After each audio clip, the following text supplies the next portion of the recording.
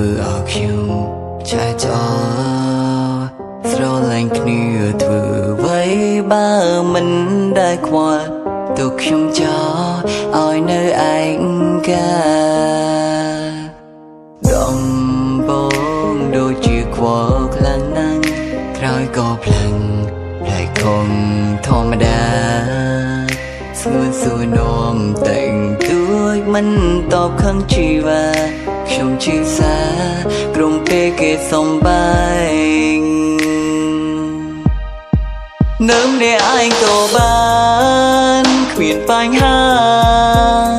ទោះគ្មានសង្សារក៏รู้សំបាយចិនអូជាងពេលមានសង្សារដែលមិនចេញយល់ចិនគេមិនកិនពីយើងកុំត្រ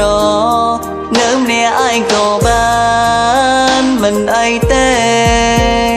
ទោះគ្មានមៀងមេម្នាក់នេះមិនស្លាប់ឡើយកុំគិតថាខ្លួនអង្ចាគ្មានស្ងួនមិនរស់ឡើយចង់ប្រាំត្រានត្រាយពេលនេះម្នាក់ឯងក៏បាន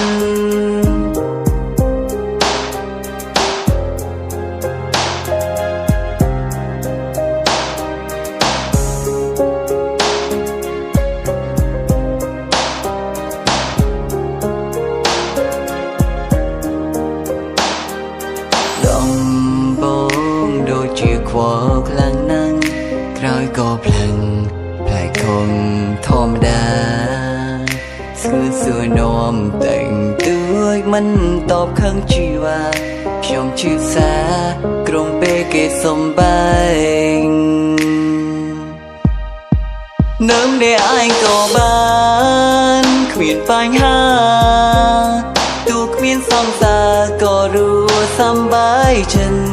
អូជាងពេលមានសង្សារដែលមិនចេញយល់ចិនគេមិនកិនពីយើងកុំត្រនៅម្នាក់ឯងក៏បានមិនអីទេទោះគ្មានមៀងមេម្នាក់នេះមិនស្លាប់ឡើយកុំគិតថាខ្លួនអង្ចាគ្មានស្ងួនមិនរស់ឡើយចង់ប្រាំត្រានត្រាយពេលនេះម្នាក់ឯងក៏បានគ្មានបញ្ហាទោះគ្មានសង្សារក៏รู้សំបាយចិនអូជាងពេលមានសង្សារដែលបានចេញយល់ចិនគេមិនកិនពីយើងកុំត្រនៅម្នាក់ឯងក៏បានមិនអីទេទោះគ្មានមៀងមេម្នាក់នេះមិនស្លាប់ឡើយកុំគិតថាខ្លួនអង្ចាគ្មានស្ងួនមិនរស់ឡើយចង់ប្រាំត្រានត្រាយពេល